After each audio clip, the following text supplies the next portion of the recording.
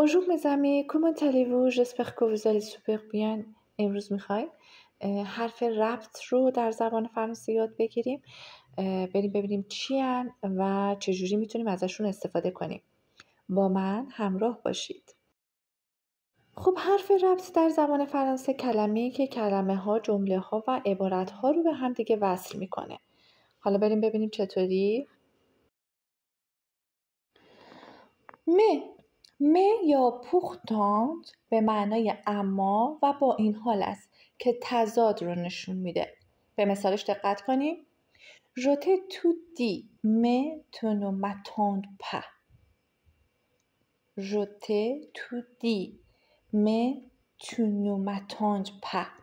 من همه چی رو به تو گفتم اما تو به من توجه نکردی. یه بار دیگه. Je t'ai tout dit mais tu ne m'attends pas. Je t'ai tout dit mais tu ne m'attends pas. من همه چی بهت گفتم ولی تو به من توجه نکردی. به معنای و است و نشانه عطفه. مثالش رو ببینیم. J'aime beaucoup de ski. Et toi? J'aime beaucoup de ski.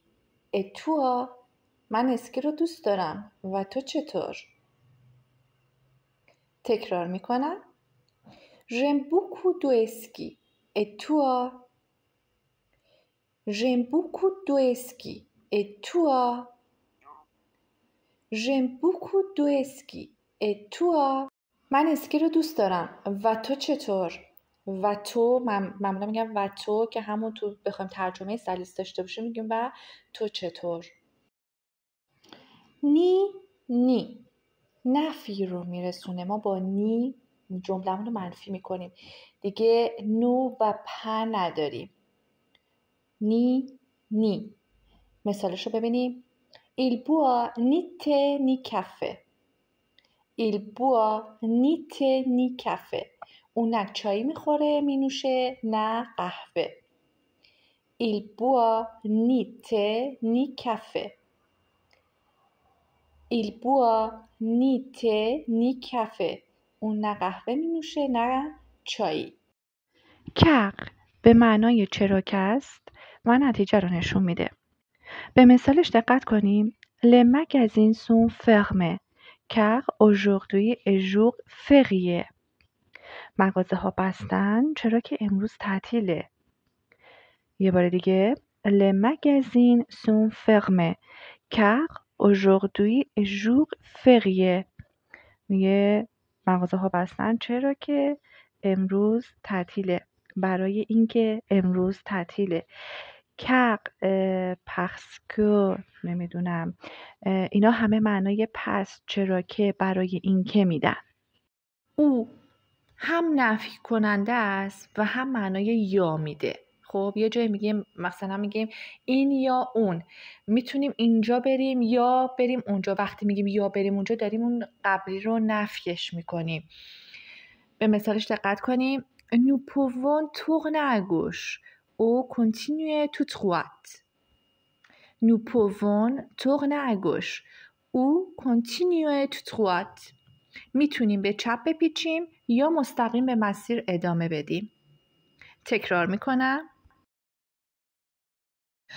همراهای عزیزم تا به اینجا این ویدیو رو لایک کنید، کانال رو سابسکرایب کنید، زنگوله رو فعال کنید. بریم ادامه بدیم ببینیم بقیه حروف ربط چیا هستن. اونی و Les conjonctions subordination یعنی حرف ربط وابسته ساز. خب بریم ببینیم چی هستش. خب پخسکو، ببینید حرف ربط وابسته ساز یه جوریه که ما دو تا جمله رو با این حرف ربط به هم دیگه مرتبط میکنیم. دو تا جمله‌ای که معنای کاملی دارن اما ما میتونیم با یه دونه حرف ربط اینا رو به هم دیگه ربط بدیم.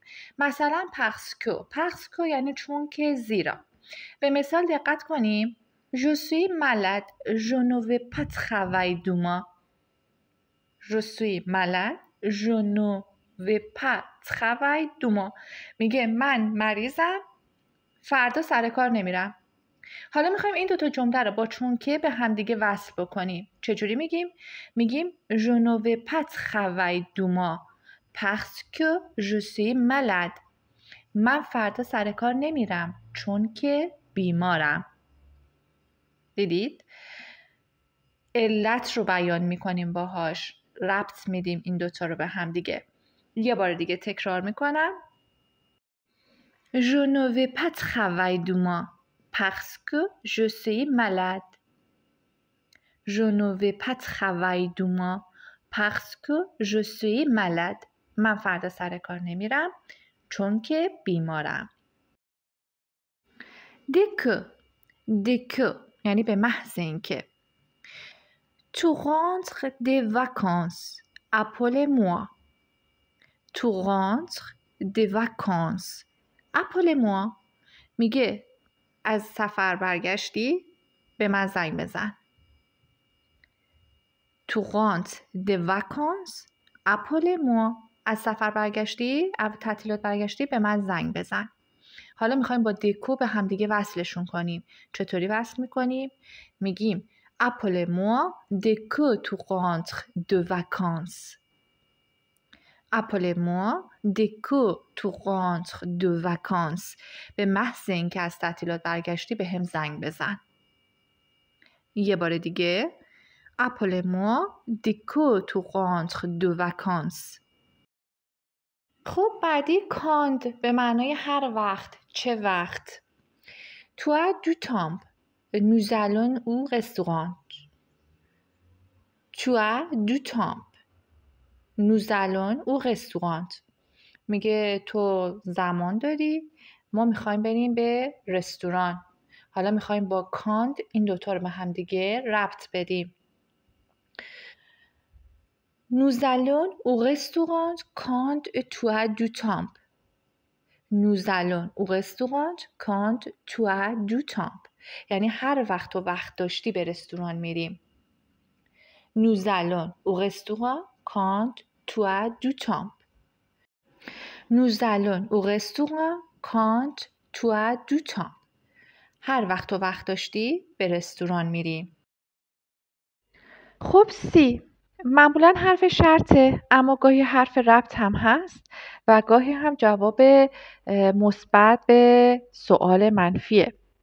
به مثالش دقت کنیم. Je me rends visite. Je te montre ma collection. Je me rends visite. Je te montre ma collection. میگه تو به دیدنم میای، منم کلکسیونم بهت نشون میدم. حالا میخوایم اینو با سی به هم دیگه به هم وصل کنیم. ببینیم چجوریه. میگیم Je te montre ma collection si tu me rends visite.